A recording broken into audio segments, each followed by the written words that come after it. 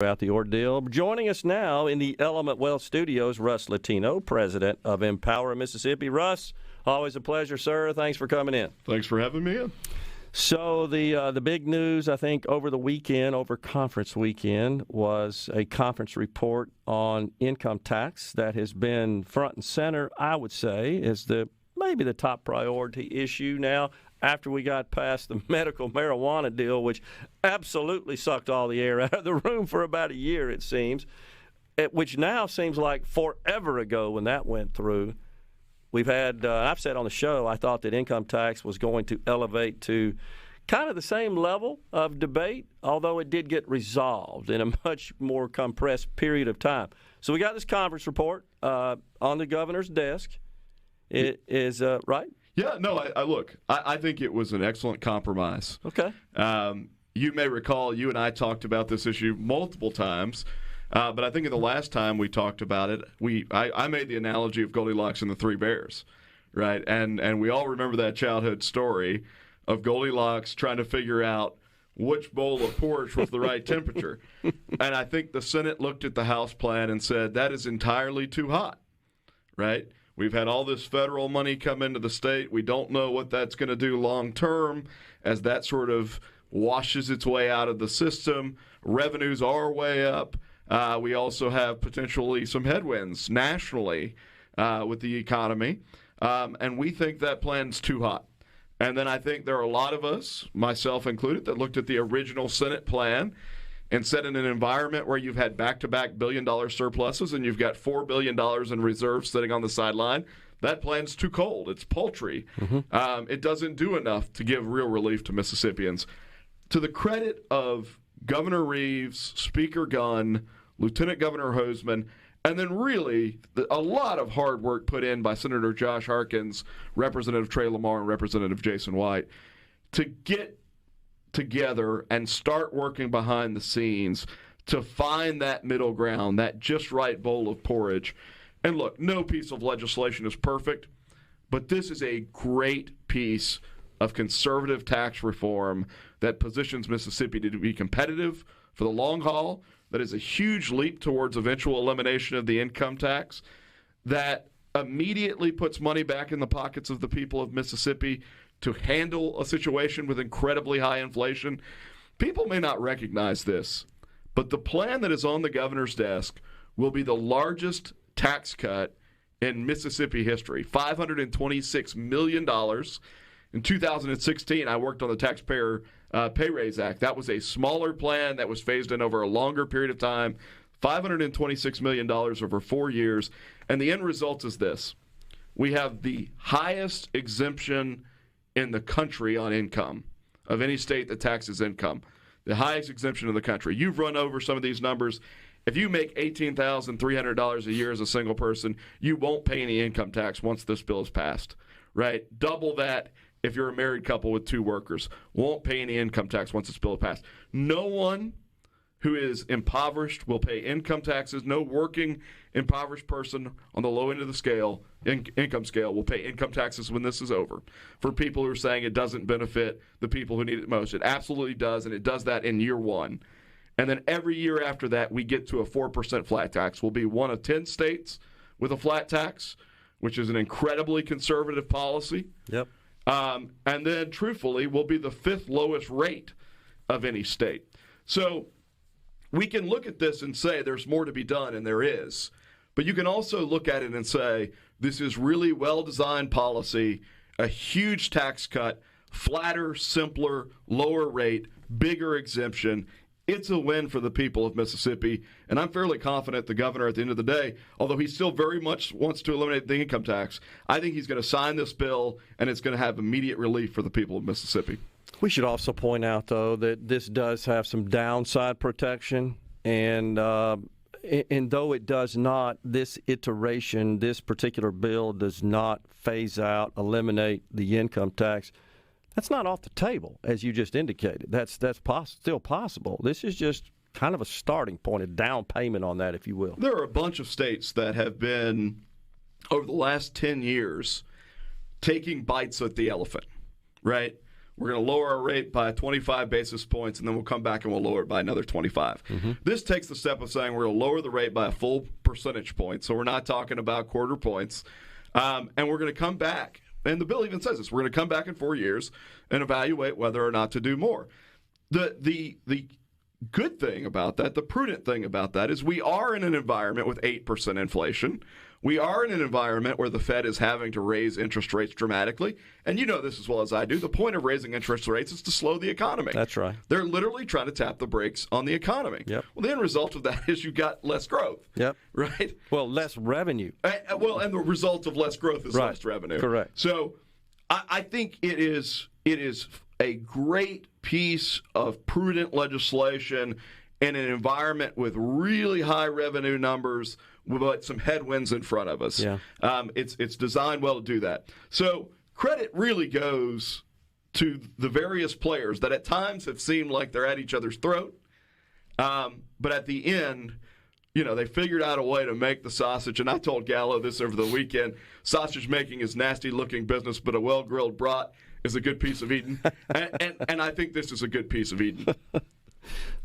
You're almost going to be up there at the poetry prose level of Rhino, as he talked about the weather earlier. All right, so this is, I know you and I have both fielded lots of questions from different people, you and your role here on the text line and in social media.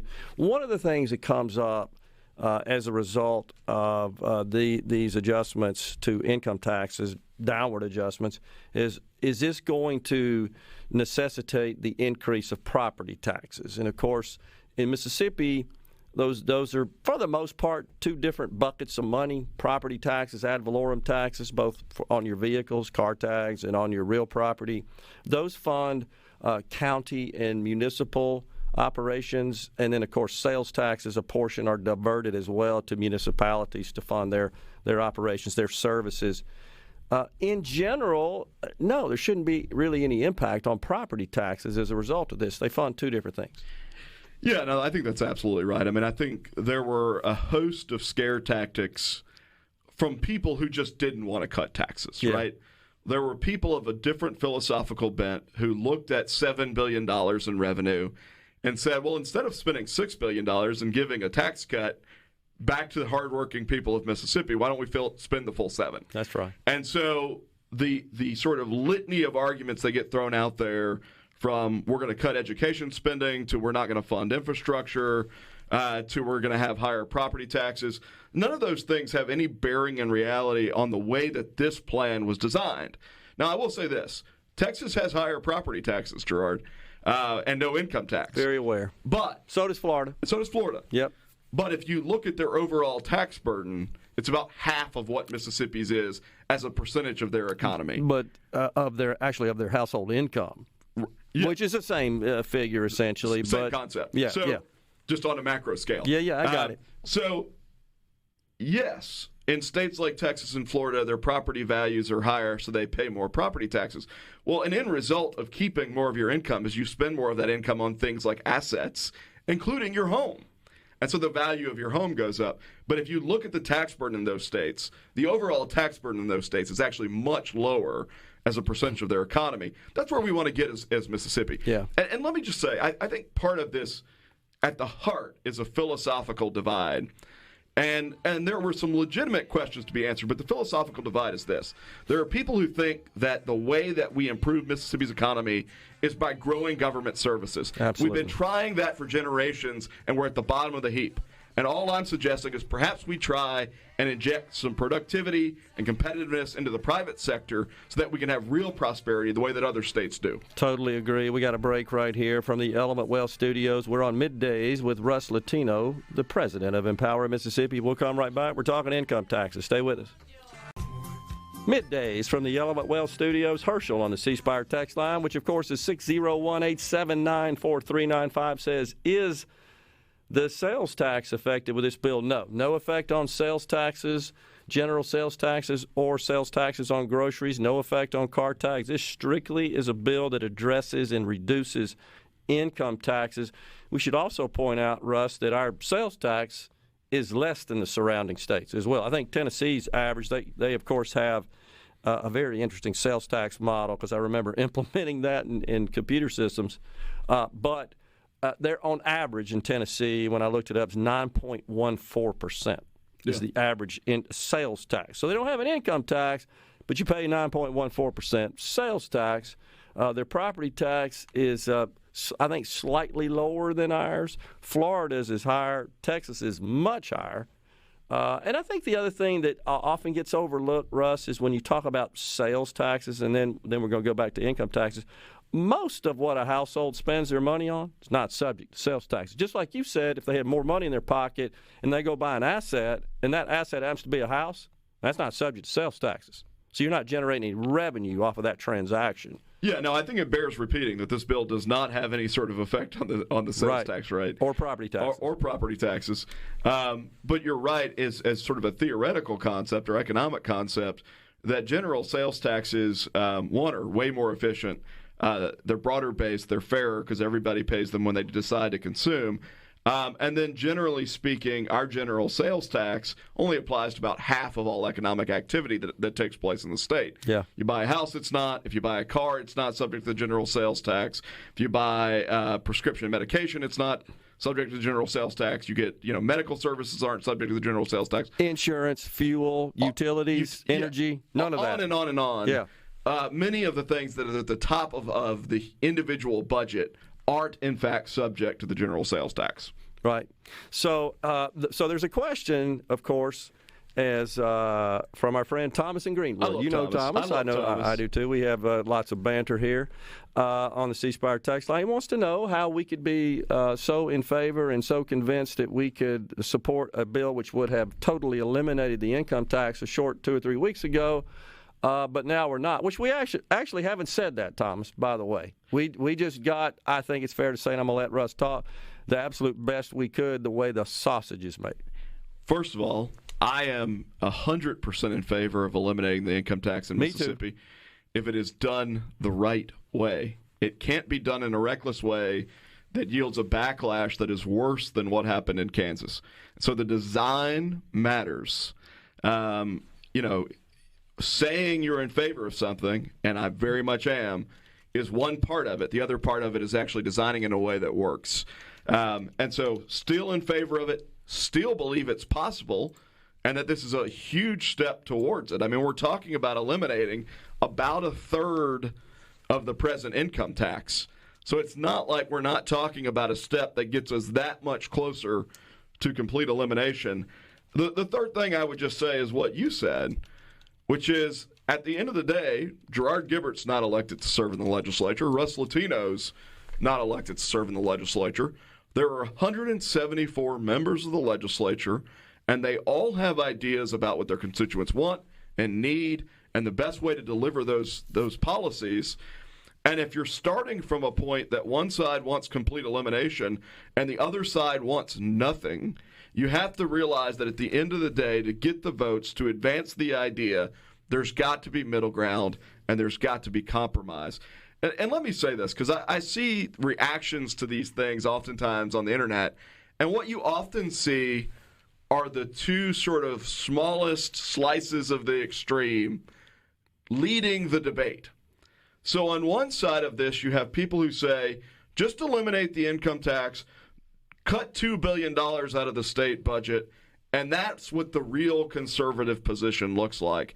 And on the other side of the equation, you have people say, spend all $7 billion, tax more so we can spend more than $7 billion, and we need to provide more services. We need more dependency on government largesse.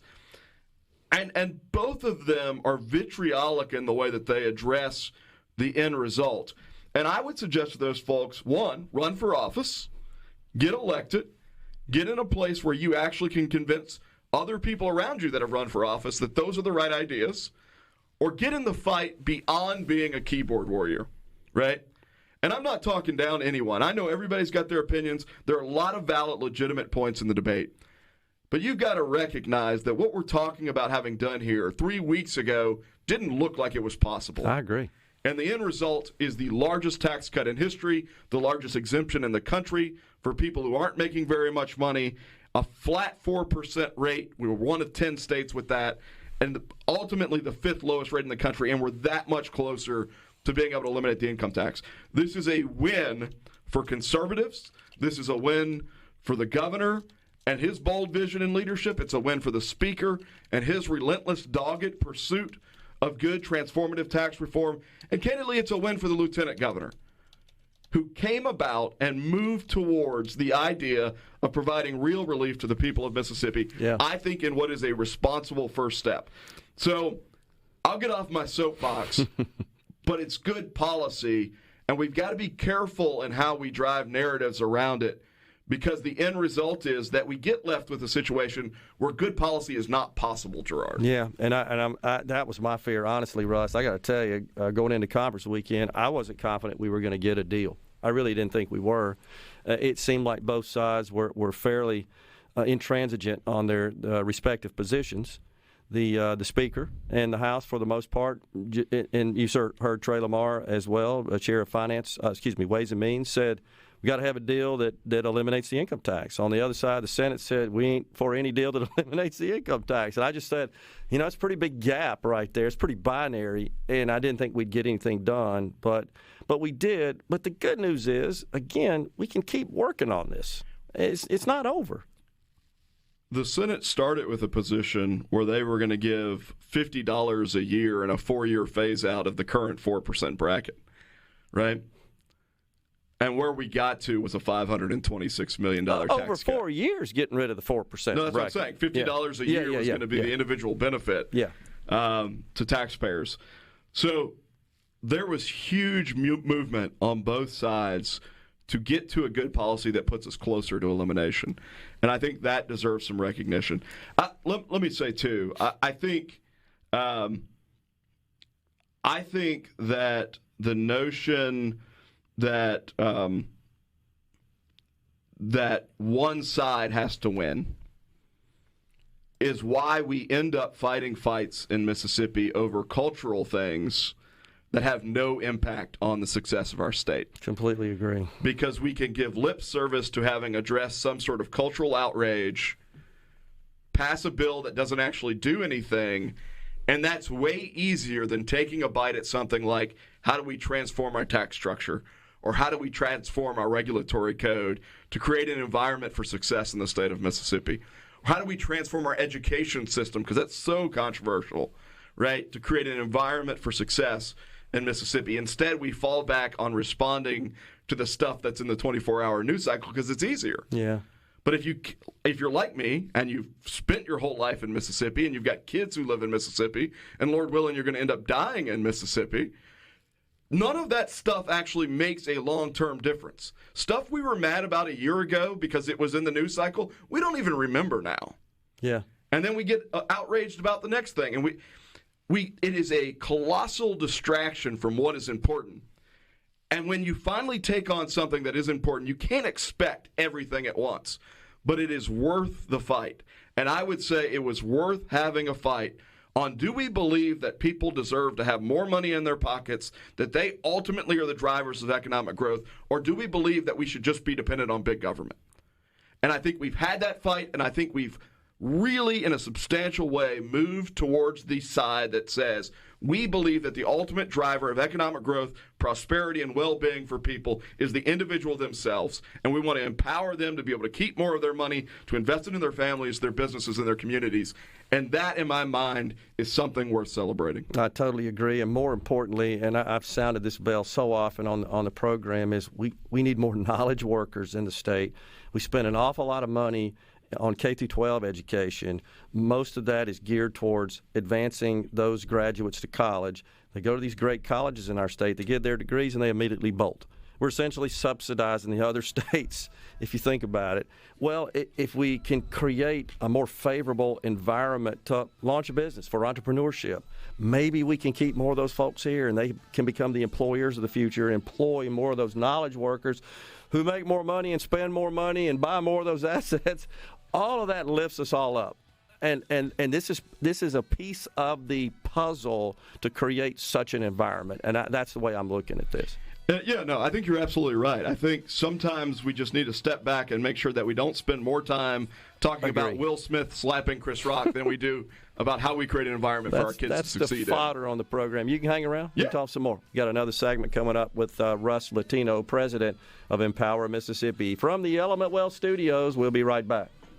Kicking off a brand new week. Bad weather rolling into the Magnolia State this Wednesday. We'll keep you abreast of all those developments. So, question on the C Spire text line: a household making $80,000 a year, how does this help those families? Actually did, Russ, and I know you have too. I put together a little analysis that I posted on my social media this morning that shows that by year. So it goes into effect 2023. The 4% bracket is eliminated. So in a household where both spouses work, that would be a $400 savings in 2023. In 2024, $530, 2025, $661, all the way down to 2026.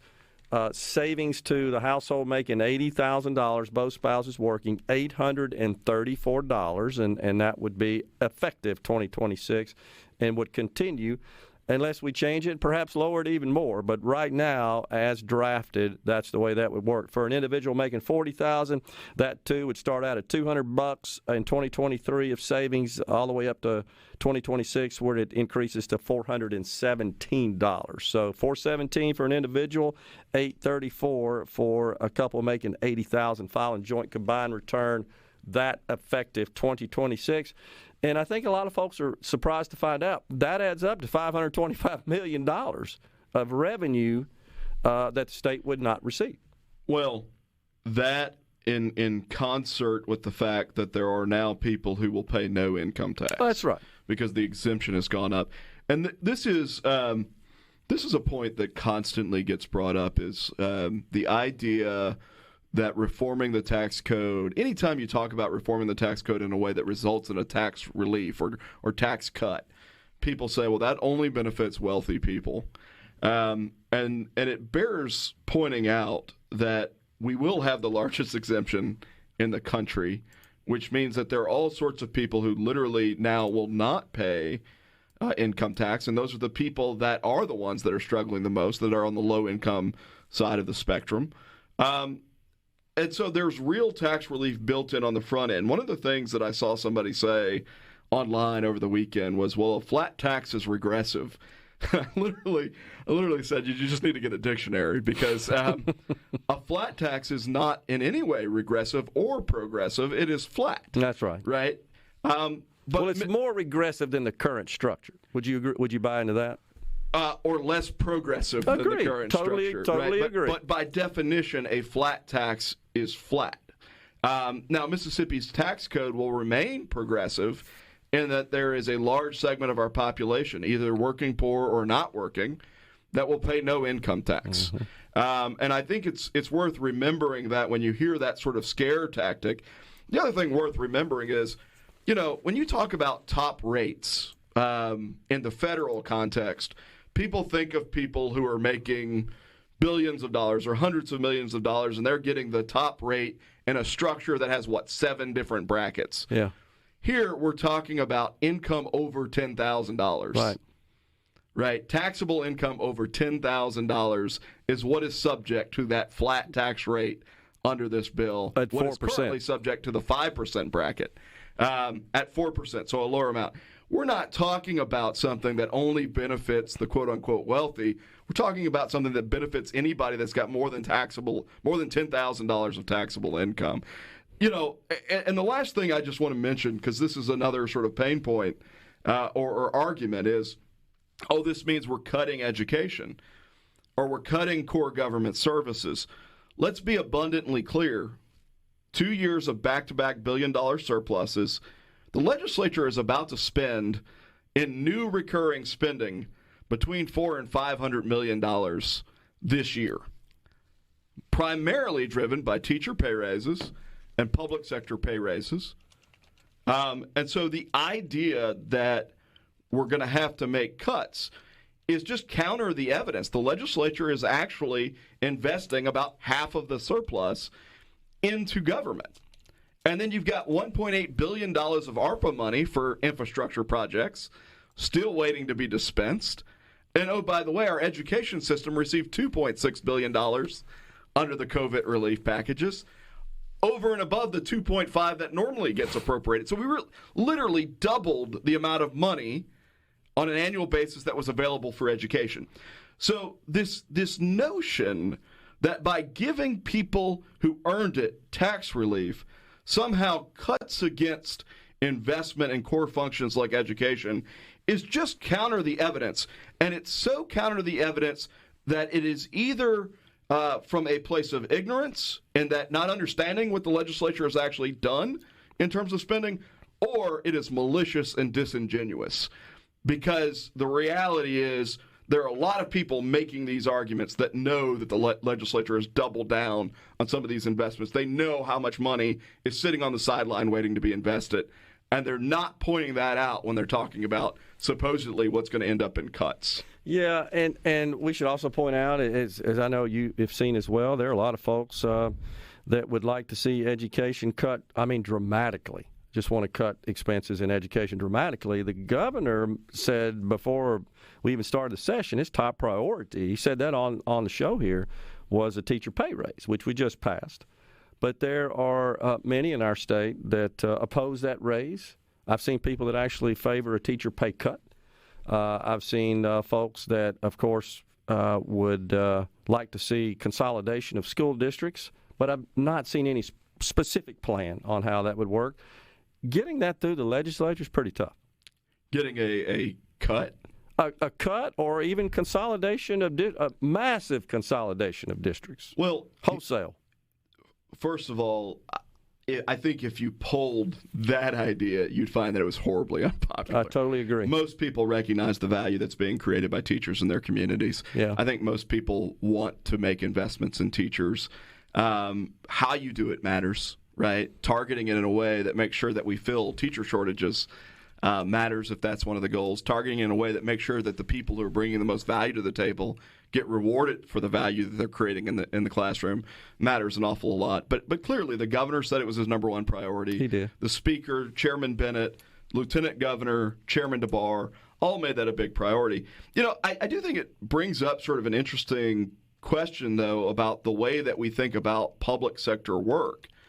And I do think there's the potential to save money, not by cuts to salaries, but by rethinking the way that we compensate people in government. And you and I have talked about this offline. Yep. But for a long time, sort of the hard conservative approach is, we should be cutting government worker salaries. We should be putting hard caps on how much they make. And I would argue that a more philosophically conservative, market-based approach would be to say, you know what, we're going to give you agency, name the agency of vacuum cleaner sales. That doesn't exist, so I'll use it as an example. We're going to give you a labor or personnel budget that's 5% less than what we gave you last year. But you get to pay people what you think they're worth, and you get to fill the positions you think you actually need. And the end result of that would be transformative in Mississippi. There are examples that I could give of agencies that are capped at, $90,000 for a certain kind of specialist, and that specialist in the market is worth $300,000 a year. Right. Well, then what you end up having happening, and instead of hiring that one guy that would have fetched $300,000 a year, which is a lot of money, you hire 10 $90,000 people. So you've made a $900,000 investment to try and cover up the deficit that's created by not hiring the right expertise. Right. And it's stuff like that you're a business guy who ran a company. It's stuff like that that's maddening. I agree, and it's just kind of the legacy approach we've used in compensation, as you know, in government. And it's a deep, complex discussion, but I'm all for it. I think it needs to happen. And I think we'd find that government would improve dramatically. One thing, it's a small thing, but get your take on it, I'd like to see is government would no longer be prohibited from covering credit card fees. And the reason I say that is because you ever been down to the tax collector's office at the end of January? I encourage all of our audience to do that. You will see stacks of envelopes that would just blow your mind because somebody sits there and enters all those checks. It's more than one person, by the way, because people won't go online and do business with the government because they got to pay the credit card fees. because by state law, public sector entities can't absorb that. May not be popular politically, but you could probably eliminate a lot of headcount if we could transition government transactions to digital. I think modernization is a big component of getting this right from a government efficiency standpoint. I think the other thing is just fundamentally we've got to ask ourselves, do we really want better government services or do we want government employment agencies? Yeah, I totally agree. Because if we really want better government services, we can do a lot better. It's the Milton Friedman adage about going to China or Southeast Asia and seeing people digging with shovels and saying, why aren't you using modern machinery? And they said, well, this is a jobs program. He said, well, then why aren't they using spoons? We need to stop using spoons, Gerard. Totally agree. We need to get to the point that we modernize and focus on efficiencies. We can deliver better services at better rates to the taxpayer. We can have a more thriving economy. I totally agree. I'm just suggesting that this prohibition of absorbing credit card fees That's just a great example is a small. of it. Exactly. That's all I was trying to point out. There's a lot more to that. Russ, always a pleasure, sir. Thank you for coming in today. I'm sure we'll talk some more soon. Yeah, thank you for having me. Russ Latino, president of Empower Mississippi, has been our guest here on Middays. We got another segment and then SuperTalk Mississippi Outdoors with Ricky Matthews. Stay with